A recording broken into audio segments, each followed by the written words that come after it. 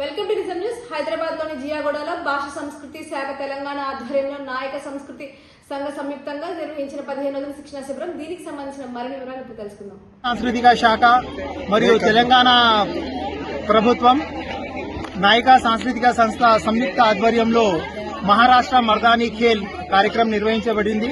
ఈ కార్యక్రమం 14 రోజులు నిర్విధంగా సాగింది. దీంట్లో లాఠీ, జన్పట్ట, తల్వార్, భాలా మరియు జానపద యుద్ధ కళలో ఏ విధంగా అయితే మనము పాల్గొంటామో ఆ యుద్ధ కళ నైపుణ్యం అనేది పిల్లలకు శిక్షణ ఇవ్వడం జరిగింది. కంటిన్యూ.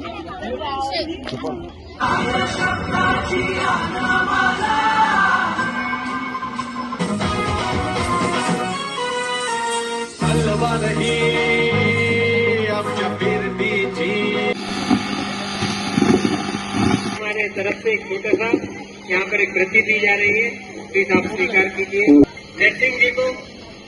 और एक आइए वहां पर आइए,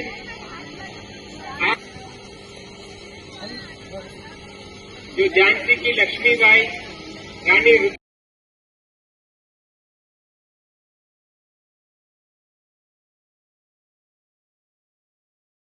जिस दिशा से ये उस दिशा मुड़ती है।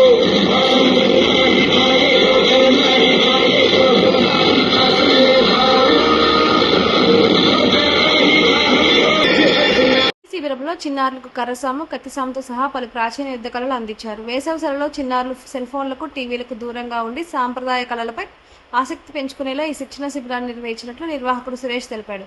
ఇలాంటి మరిన్ని ఇంట్రెస్టింగ్ అప్డేట్స్ కోసం చూస్తూనే ఉండండి నిజం న్యూస్.